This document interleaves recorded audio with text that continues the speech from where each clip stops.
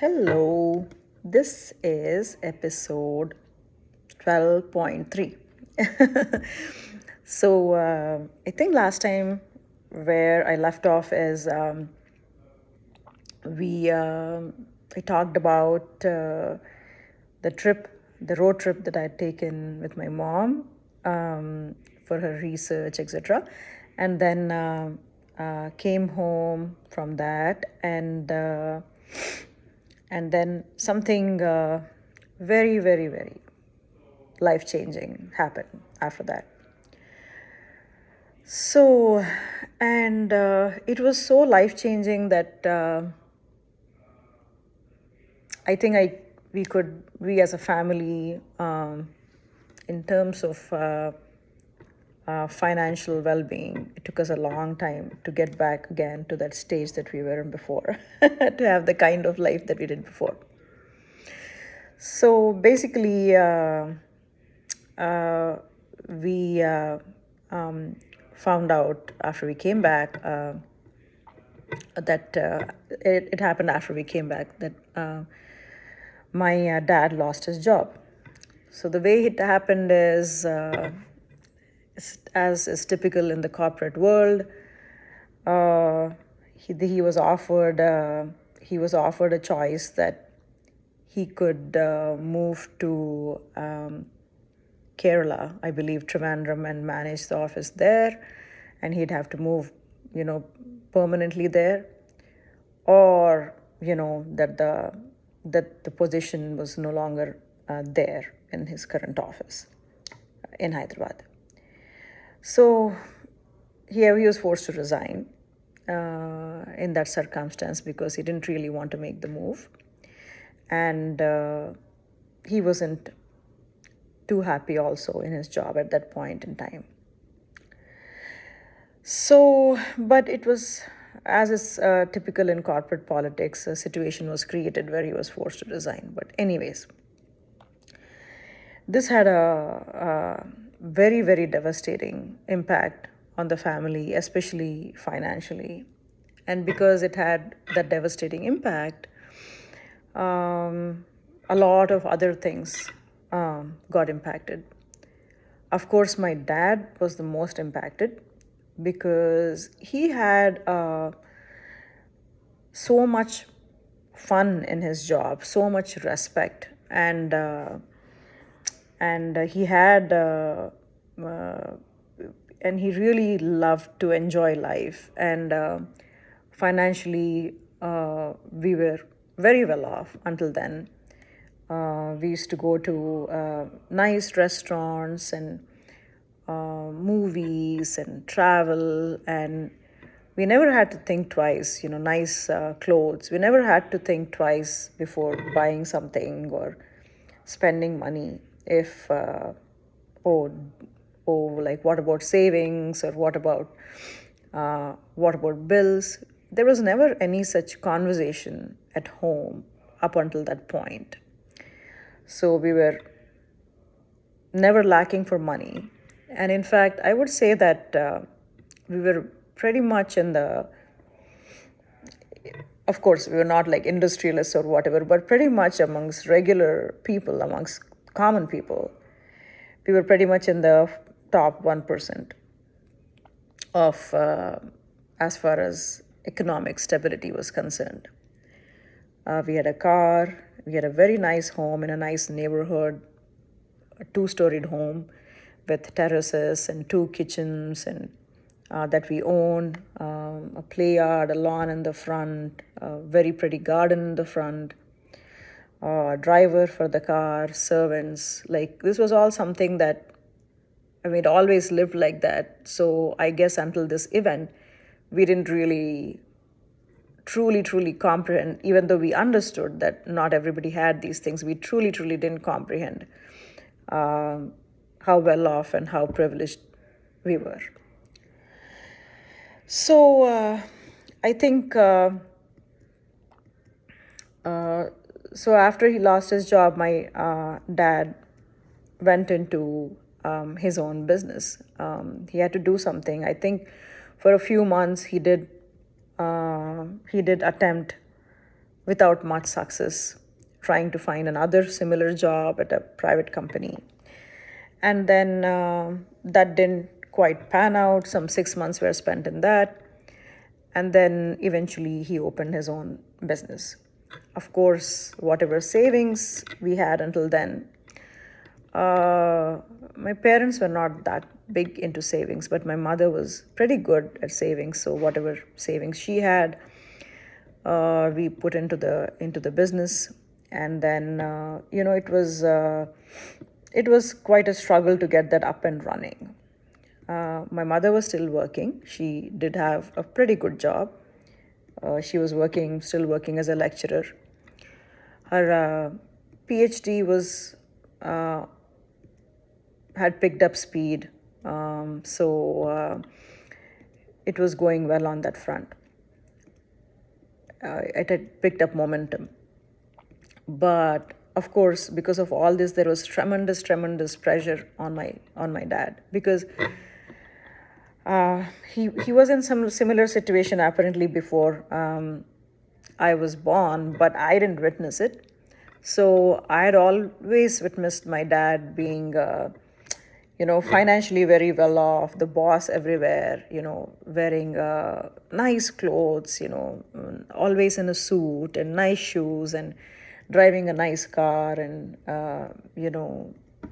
having taking us out to restaurants and ice cream parlors, and we had beautiful birthday parties. And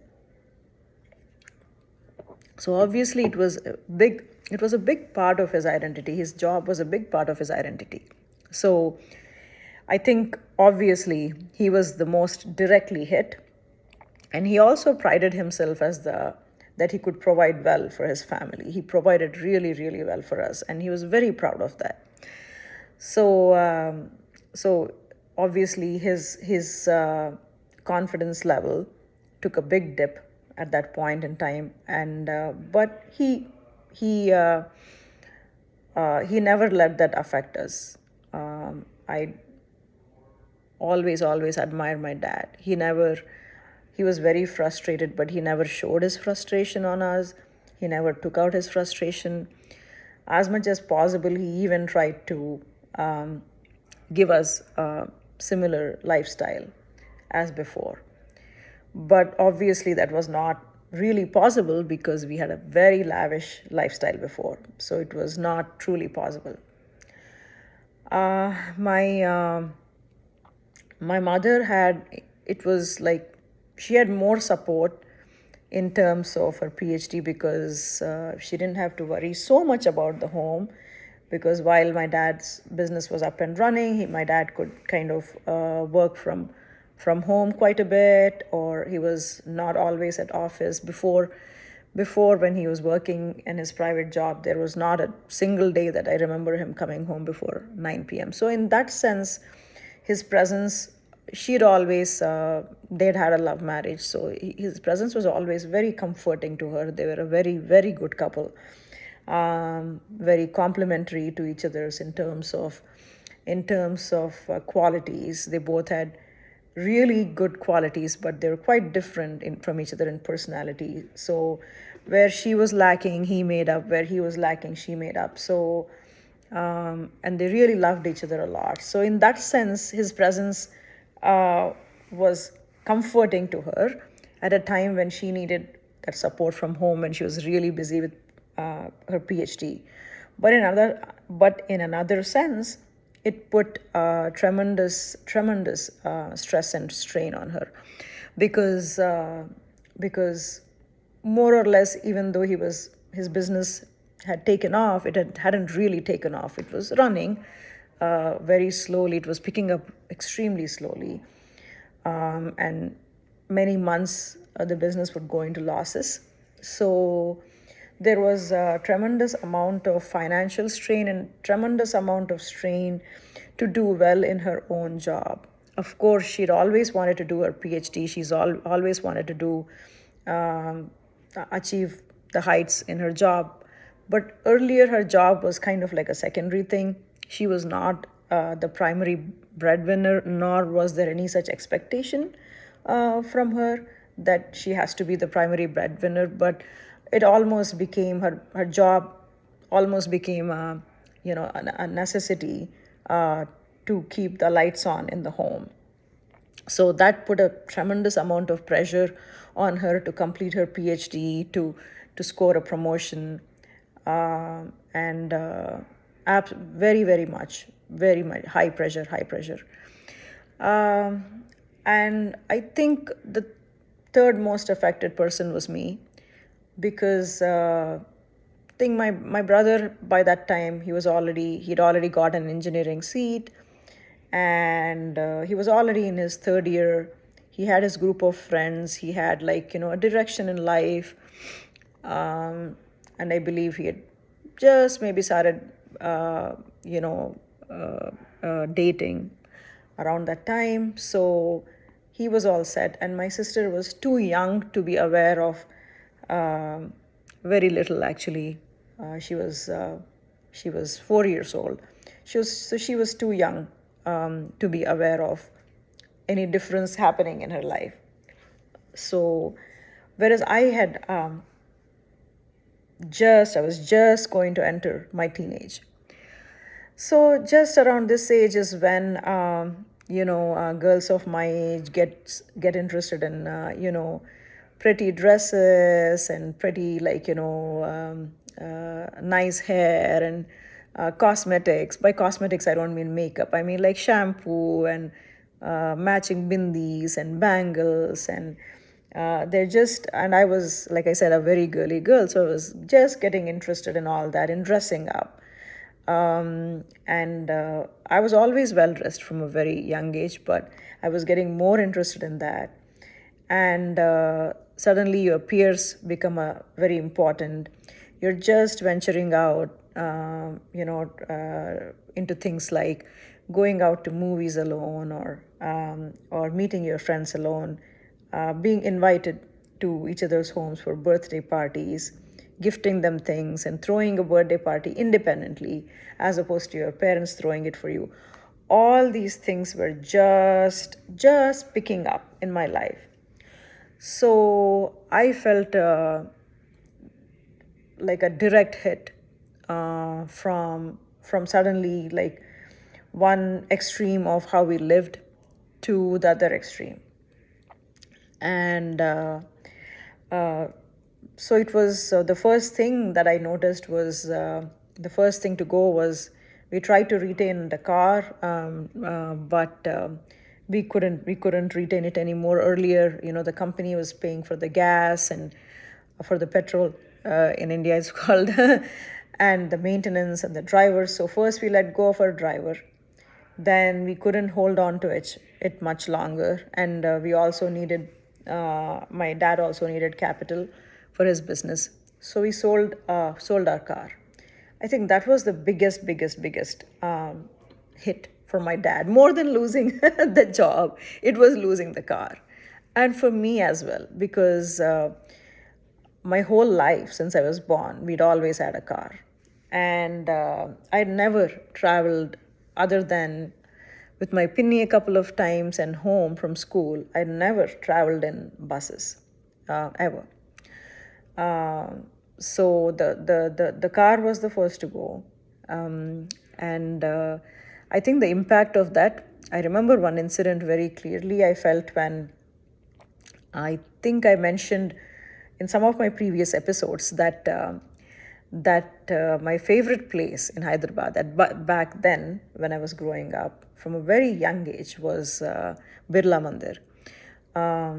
I was not there at the time that it was being constructed. All I remember was it was always constructed, but they would still, portions of it were still being constructed. So whenever we went, there'd be these marble chips and marble slabs, always, and I would collect them and bring them home. But around this time, it was like fully constructed. So my mother and I, once, around this time after my dad lost his job, uh, we went to Birla Mandir. I remember this incident so well, because I think it was this incident that kind of hit home for me very much, very much. I felt a huge difference between how we lived before and how we live later, after. So number one, so Birla Mandir, it's first of all it's up on a hill, but on the hill itself, the complex is also situated on a hillock.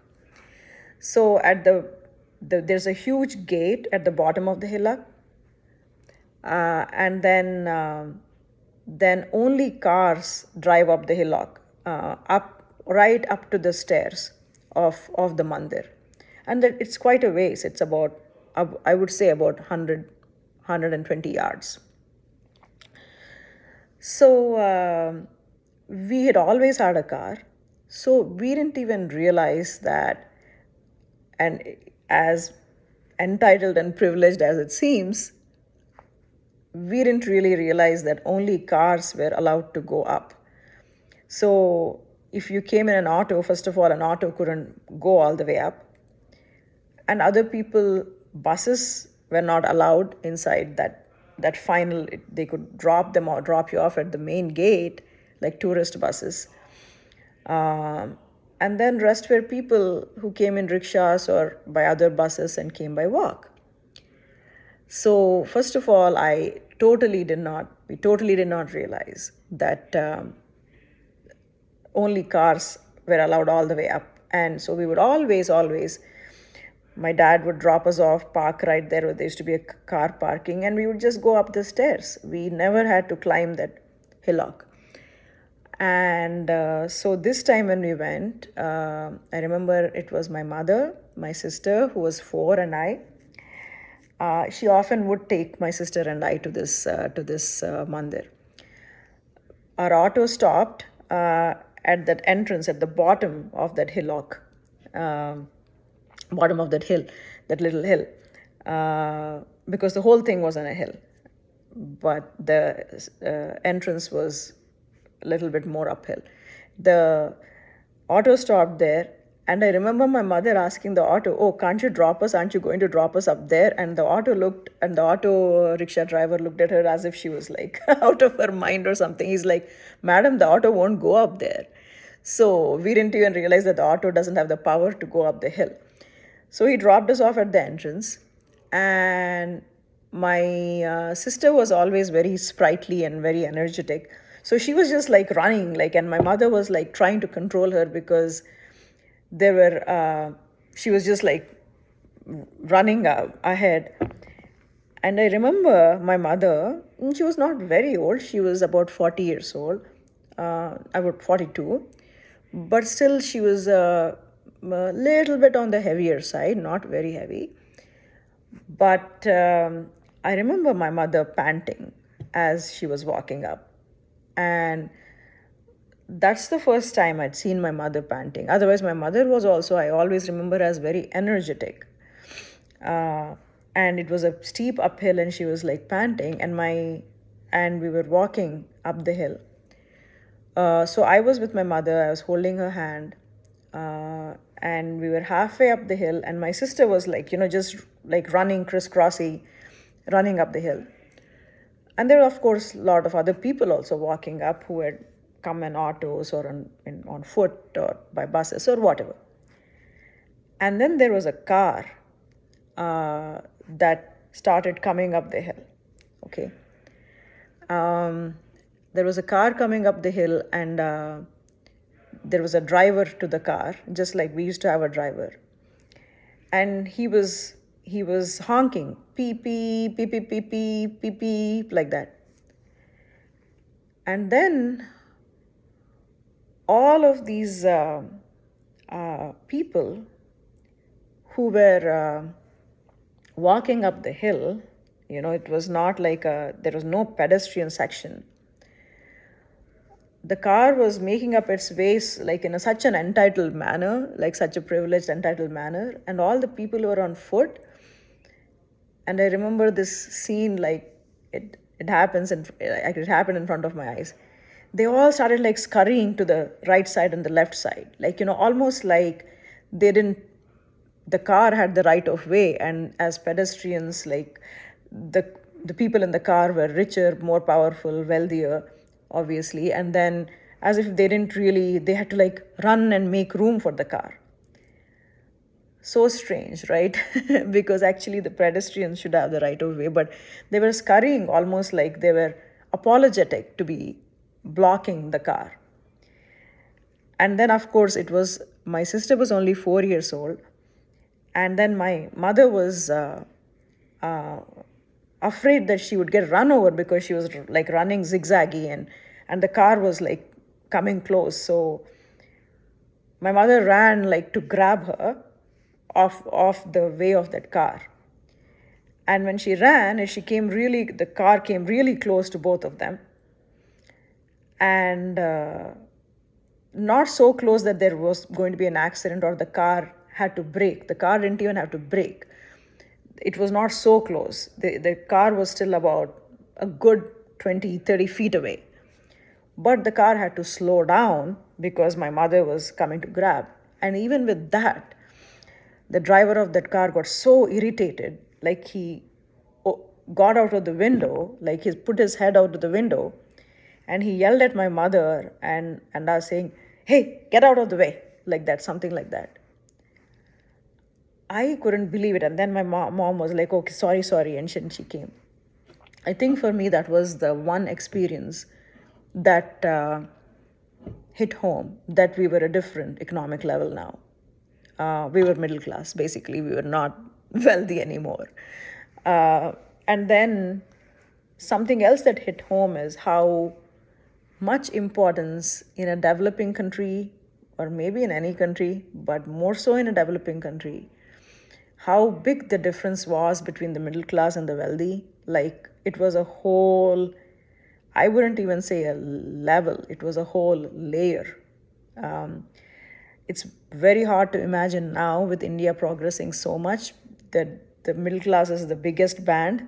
So in that they have upper middle class, upper middle class, and middle class and lower middle class, whatever. But back then that was not like that. There was a very thin strip of the wealthy people, and the middle class was a whole layer underneath them. It was a completely different life. It was not a shade different. So I realized that now we were middle class, and that the layer we had economically we had gone a whole layer down. And then as we continued walking up the stairs, I did express that to my mother. Around this time, I had become very close and direct and open with my mother. And I think from this age onwards, we used to talk about a lot of subjects pretty openly, philosophically, sometimes debate, but I had a very open relationship, close relationship with her. So I expressed to her saying, "Wow, I feel it's so different when you don't have a car. And now we are on the road, and look how the people in the car look how the wealthy treat these, because the difference was so much." The other thing I realized is that people treated you well just because you're wealthy. So all the people that we thought like loved us. I mean, still many of them loved us. Don't get me wrong, because my dad and mom were a very lovable couple, very kind, generous. They had all the good qualities of the world. Very noble, both of them. But I think we realize that some people are treated well just because they're wealthy, and many wealthy people, not all. For example, we didn't do that when we were wealthy. Many wealthy people really didn't treat the middle class very well. The middle class was very conscious of the gap between the wealthy and the middle class, but the wealthy were also conscious, is what I realized. When we were wealthy, we're not conscious at all. It was a different world to us. We were unaware. But seeing that, and that was like evident like everywhere. So other things that happened was we used to have a general store called Hanuman Stores in front of across the street from our street. You had to go to the main road and cross the street. And there used to be something called the concept of, it's called in Hindi, it's called khata. So Kata is basically they have an open tab, and they whatever you want you buy from there, and then they just send you a bill at the end of the month. So whenever I wanted pencils, pens, chocolates, pencil boxes, magnetic pencil boxes, ribbon, detergent from the home. It was my favorite errand that they would send me to Hanuman stores always. From the time I was a kid, I would go and get Hanuman stores, and all I have to say is, I have to say put it in the khata. Like in Hindi, I would say khata mein likh lo, meaning just put it in the tab. um, I didn't even have to, I wasn't even looking for, am I buying the cheapest ribbon? Am I buying the cheapest soap? Like we would literally buy anything we wanted. Sometimes if we couldn't find a pencil or a pen, we didn't even search for it. We'd just go and buy it. If the pencil was broken and we needed a sharpener, we would just go and get a sharpener. And if we didn't like look for it because it was so tiny, we had like some 20 sharpeners at home.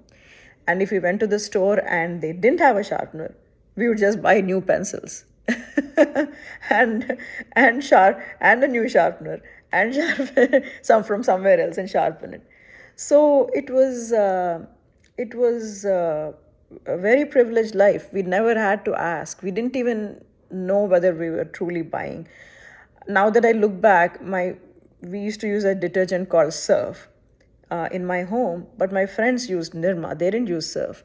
We used to use a soap called Synthol, which was very expensive compared to other soaps. My friends, you didn't use that soap. In my grandma's house, they didn't use that soap. They used a soap called Hammam, which was like in a cream color and much cheaper. We used to use more expensive toothpaste, like we used to use close-up toothpaste, which was more expensive. And my other friends either used tooth powder or they used a cheaper toothpaste called Colgate, which was white, which was a little bit cheaper. So everything we got what we wanted.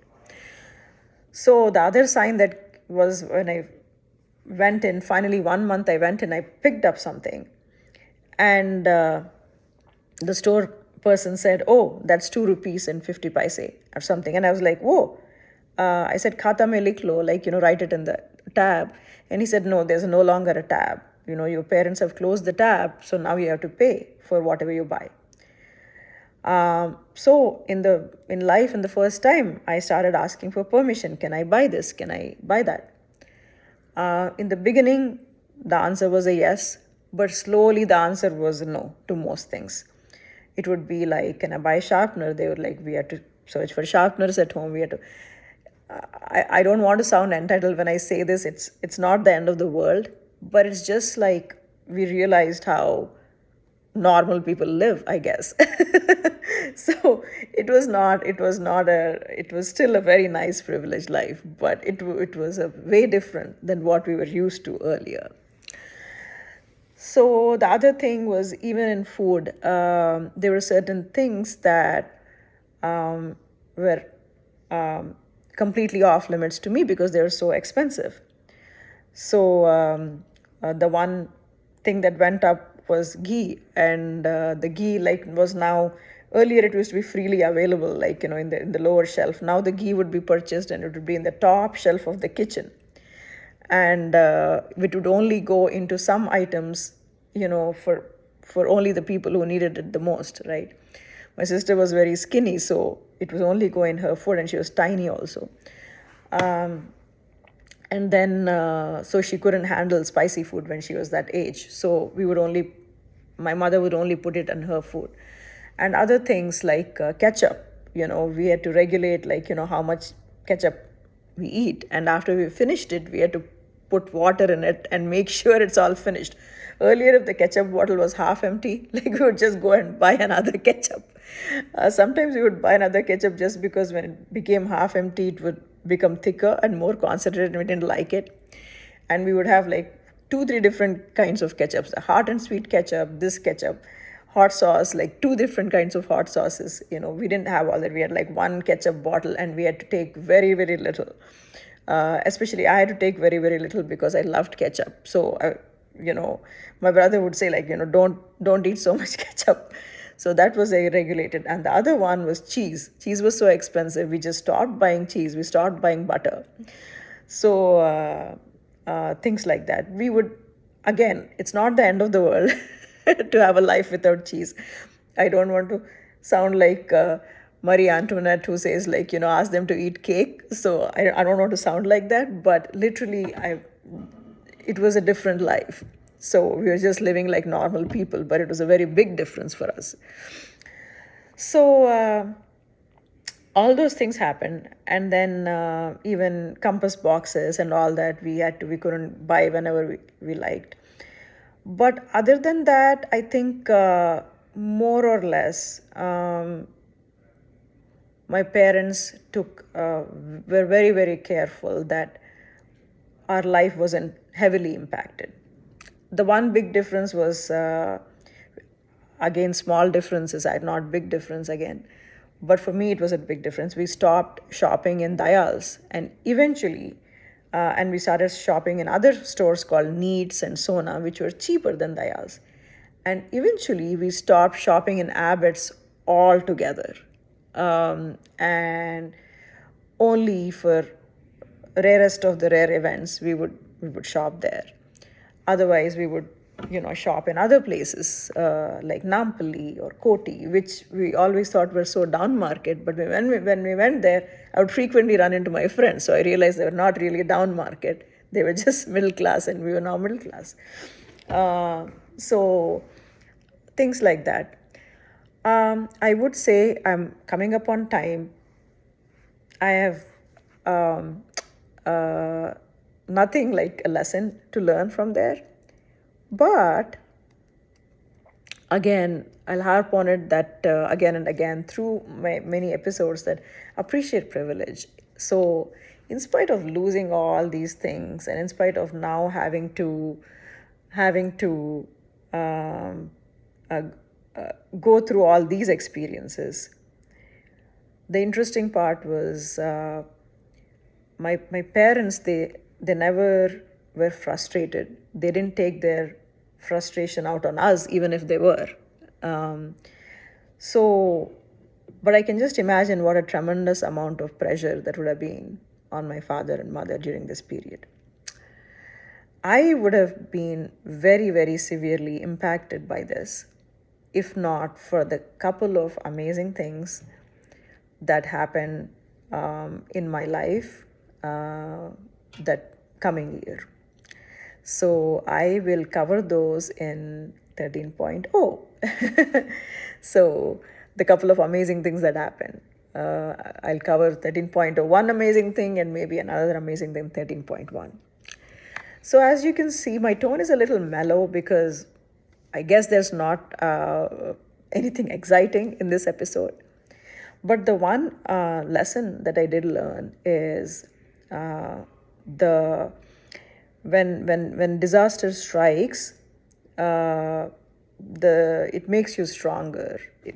Particularly not me, but I can definitely say that it made my both my father and my mother stronger. They'd been through situations like this similarly, but earlier it was only one kid. Now they're like three kids, and my grandma, and a house, a lot more, and dogs, several of them. They had all these responsibilities.